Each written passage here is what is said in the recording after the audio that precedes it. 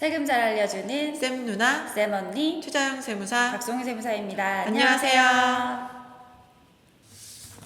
네, 저희가 오늘도 정부에서 어떤 발표가 있었습니다. 네, 지난 10일, 지난주 금요일에 있었던 네. 주택시장 안전 보안 대책에 대해서 주요 사항에 대한 설명 자료를 다시 보도 자료를 냈어요. 네, 그 7월 10일 날 나온 대책에 대해서 정말 많은 뉴스나 그런 것들이 좀 많았잖아요. 네, 이게 무슨 말이냐 이런 것도 있고, 그러면 징역하면 된다 이런 말도 있고요. 네, 그래서 그 건에 대해서 정부가 어떻게 생각하고 있는지를 이제 발표를 하고 설명을 해줬는데, 주로 앞에 내용을 보면은 이제 종부세 부담, 뭐 1주택자이거나 고령인 사람이 오랫동안 보유한 주택에 대해서는 종부세가 그렇게 많이 오르지 않는다. 네, 그러니까 사실상 이 종부세가 모든 국민을 대상으로 한 증세가 아니었다라는 걸 얘기하기 위해서 여러 가지 케이스를 두고 설명하고 있어요. 뭐 네. 1주택일 경우에 혹은 2주택일 경우에 얼마나 오르는지, 사실상 올라도 여러 사람한테 이게 해당되는 문제가 아니니까 너무 걱정하지 마라, 뭐 이런 얘기인 것 같아요. 네, 1주택자는 부담이 크게 올라가지 않고 2주택, 3주택자는 올라가는 게 맞기는 맞지만 이런 사람은 국민의 0.4%에 불과하다, 이렇게 이제 해명 자료를 내놨고요. 저희도 이 부분은 사실은 지난 영상에도 이야기했듯이 사실은 뭐 어느 정도 공감하는 부분은 있습니다. 근데 이제 많이들 궁금해하시는 게 있죠. 네. 네. 그러면은 다주택자들 입장에서는 이 종부세 부담이 확 늘어나는 것에 대해서 어떻게 해결할 거냐.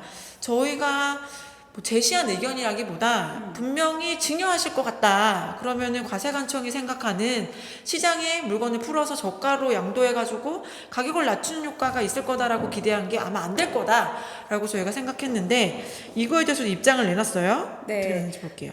정부에서는 이제 다주택자들이 세금 폭탄을 피하기 위해 우회 수단으로 증여를 택하거나 전세를 끼고 집을 증여하는 부담부 증여 가능성이 높은데, 이에 대한 대비책은 어떤 것이 있느냐라는 질문의 답변입니다. 네, 단순히 양도세율이 높다고 우회 수단으로 증여를 택할 우려는 크지 않다.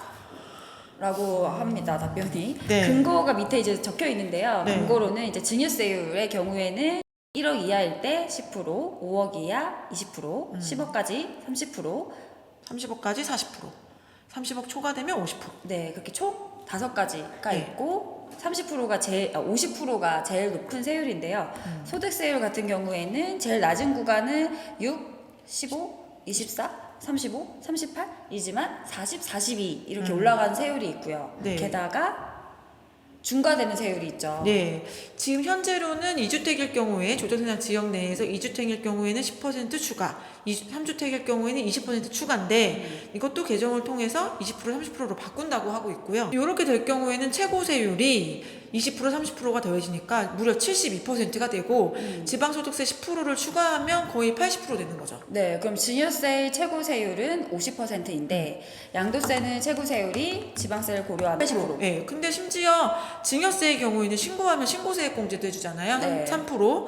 그러니까 굳이 따지자면 48.5%의 최고세율을 증여세의 경우에, 지방세의 경우에는 뭐야? 잠깐만. 72 곱하기 110%. 79. 소득세의 경우에는 지방소득세를 포함하면 79.2%. 어마어마한 차이가 나긴 하네요. 네, 30% 정도 차이가 나는데요. 근데 이거에 대해서 증여를 택하지 않을 것이다라고 보는 근거는 뭔가요? 양도세는 양도 차익에 대해서 부과하고, 증여세는 증여재산 전체에 대해서 부과하기 때문에 아무리 세율이 낮다고 하더라도 전체를 택하지 않을 거다라는 거죠. 네, 그런 근거인데요. 저희가 한번 그래서 사례를 가지고 생각을 해봤어요. 그냥 일반적인 상황, 네. 4억짜리 아파트가 이제 평균적으로 8억 이렇게 호가가 그렇잖아요. 되어 있어요. 맞아요. 뭐 2016년 오늘 전화로 상담하신 분도 그런 분이셨는데, 어쨌든 평균 증가율, 서울의 경우에는 4억짜리가 8억이 됐단 말이에요. 네. 그러면은 이걸 증여할 때랑 양도할 때를 한번 비교해 드리면 될 것 같아요. 네. 그럼 우선 양도세. 네. 1주택자인 경우에는 사실 그걸 증여하진 않겠죠. 2주택자 이상일 때를 봐야 될 텐데 4억의 양도 차익이 있는 경우 2주택 이상일 때 양도소득세 어떻게 되나요? 4억에 장기보직보금자 안 되고요. 네. 250만 원은 뺄까요? 네. 250만 원 빼고 그러면은 3억 9,750의 양도 차익이니까 원래는 세율이 40%가 적용돼야 되는 게 맞는데 요 경우에는 중과세율 10%가 적용돼서 50%. 네. 누진공제액이 2,540만 원. 여기에다가 뭐 지방세 더할까요? 네. 지방세 더하면 무려 1억 9,100만 원 정도 됩니다. 네, 양도세가 총 1억 9,100만 원을 내야지 시장에 매도를 할 수가 있습니다. 이거를 자녀한테 증여를 한다. 시가대로 네. 8억. 8억. 우리 성년 자녀 한 명한테 증여한다고 하면 5천만 원 빼고 그러면은 세율이 30% 구간이죠. 네. 여기에서 공제 6천만 원을 빼고 미리 신고한 3% 할인까지 하면 1억 6천 5만 원. 1억 6천. 네. 증여세가 싼데? 증여세가 더 싼 거죠. 일반적인 상황 속에서. 정부는 잘못 생각하고 있는 게 아닌가. 그러니까 이런 케이스가 사실 되게 많은 케이스거든요. 그러니까 물론 양도 차익에 대해서만 내는 게 맞는데 그 차익에 대해서 이제 중과가 되고 장특공제 같은 게 없다 보니까 사실상 다 최고 세율이 들어가는 셈인 거잖아요. 네.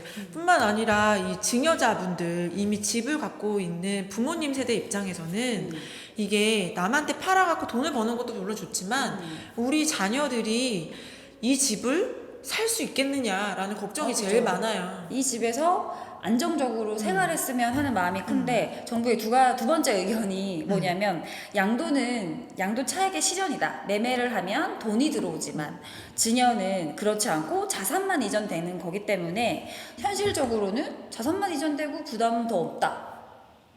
이건 진짜 하나만 알고 둘은 모르는 것 같아. 지금 비교했듯이 지금 돈을 가지고 오는 것보다는 그냥 그만한 가치에 뭔가를 주고 싶다라는 게 더 큰 마음이죠. 설령 양도세가 1억 6천이고 증여세가 1억 9천이어도 의사결정상으로는 뭘 하겠어요, 사람들이. 그렇지. 그러면 나중에 자녀가 이걸 증여받아서 자녀가 팔면 더 큰 이익이 자녀한테 돌아가는 거니까 이미 부를 축적해 놓고 잉여 자금이 있는 부모님 세대 입장에서는 굳이 추가적인 현금이 필요한 상황이 아니거든요. 그렇죠. 같은 비슷한 세금을 내고 자산이 이전되는 효과를 더 원하고 있는 게 요즘의 현실인 것 같아요. 저희가 네. 봤을 때는. 그런 거로 봤을 땐 이 지금 여기까지는 과세관청이 생각을 좀 잘못하고 있지 않나라는 우려가 좀 생기는데 근데 요거에 대해서 좀 보완 대책이 또 하나 나오긴 했잖아요. 네, 그래서 증여의 그 취득세, 증여도 결정을 어렵게 하겠다. 정말 할 사람만 해라 이런 취지로 이야기가 나오는 것 같아요. 네. 왜냐하면 정책 중에서 취득세를 최고 2주택 이상은 8%, 3주택부터는 12% 이렇게 하겠다고 지금 발표가 된 상황이기 때문에 증여 취득세는 아무런 말이 없었지만 이것도 바꾸겠다고 했죠. 네, 원래는 증여를 원인으로 했을 경우에 취득세율이 3.5%거든요. 여기에 뭐 지방교육세랑 농특세가 붙으면 총 4%인데 이거를 12%로 늘리겠다. 사실은 그러니까 지방교육세랑 농특세 붙으면 12%보다 높겠죠.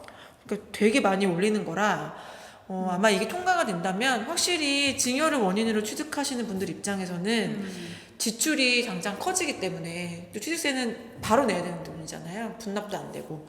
그러니까 좀 고민이 되실 문제일 것 같긴 해요. 이거는. 네, 그렇죠. 그리고 이 세대를 분리해서 다른 세대로 하는 경우에도 동일 세대로 보겠다라고 네. 했죠. 이 12%를 부과하는 걸 어떻게 결정할 거냐라고 이렇게 좀 아직은 정확히 나온 건 아니지만 보도 자료를 보니까 동일 세대 안에서 이전할 경우에는 취득세를 높이겠다라는 거였는데 그러면은 세대 분리 많이 하시잖아요. 30대가 아직 안 되긴 했지만 주소를 다른 데 두고 또 급여가 좀 있고 이런 경우 뭐 세대 그쵸. 분리해서 이렇게 증여나 매매나 1세대 1주택으로 많이 이제 하시는 분들도 간혹 계신데 그런 경우라고 하더라도 나이가 30대 미만이면 무조건 동일 세대로 봐서 증여했을 경우에는 12% 세율을 매기겠다라는 게 나온 내용이었는데요.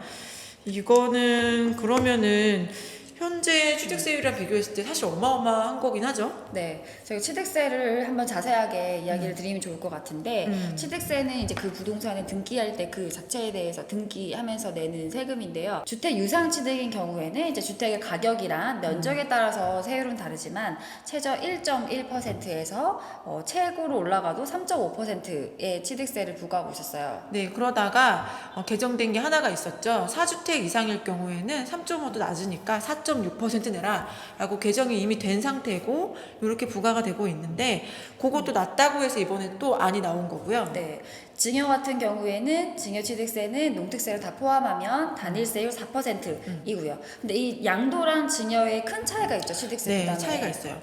양도의 경우에는 이제 거래 금액이 있기 때문에 사실 거래는 시가대로 하니까 시가의 1.1을 곱하던 시가의 3.5를 곱하던 대상되는 과세 표준이 시가였거든요.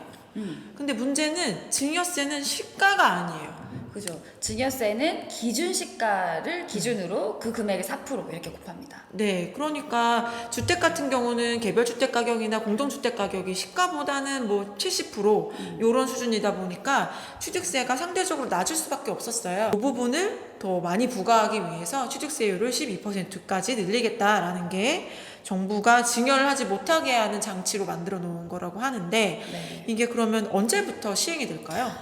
저희한테 가장 많이 주는 질문이세요. 그래서 증여 그러면 지금 당장 거기 발표되기 전에 하고 싶은데 그게 언제냐? 오늘 하루만 증여하겠다 전화 진짜 엄청 많이 왔는데 그죠. 지금 나온 말로는 이 취득세율은 지방세 법에 들어가 있거든요. 그래서 반드시 국회의원들이 꽝꽝꽝 해야 국회 통과를 해야 법이 개정이 되는 사안이기 때문에 어쨌든 7월달 안에 뭐 임시국회 열어가지고 통과를 시킨다고 하고요. 그럼 8월부터 될 수 있을 수 있겠네요. 네, 네. 지금 국토부나 기재부에서 말하는 안은 그렇긴 했어요. 네, 그래서 오늘 근데 답변이 나온 거 봐서는 정부는 사람들이 증여를 많이 택하지 않을 것이다라고 보고는 있지만 그것도 시장의 상황을 봐서 오늘 저한테 모르겠다. 제가 통화 중이니까 막 문자가 1년 전에 상담하신 분들까지도 막 문자가 네. 왔는데 문자 내용이 증여 바로 하고 싶은데 어떻게 하면 되나요? 죄송하지만 근데 저희 지금 바로 못해요. 지금 당장 하기에는 시간이 좀 이제 어쨌든 그런 질문이 진짜 많은 걸로 봐서는 이게 그 절판 마케팅이라고 하잖아요. 아, 증여해라. 네, 8월 1일부터 만약에 이게 세율이 올라가면 아마 7월에 7월 달에 많이. 증여가 어마어마할 거다. 그럴 것 같아요. 지금 안 그래도 한국감정원 이런 데 보면 증여 거래가 전년 대비해서는 뭐 40-50%씩 늘었다고 네. 숫자로 나오는데 그러니까. 한번 그건 지켜봐야 될 것 같아요. 어쨌든 정부가 좀 더 똘똘한 정책을 내놓았으면 좋겠다는 바람이 있습니다. 네. 오늘 급하게 발표된 내용에 대해서 한번 짚어봤고요. 오늘은 또 이만 마치도록 하겠습니다. 지금까지 세금 잘 알려주는 쌤 누나 쌤언니였습니다. 안녕.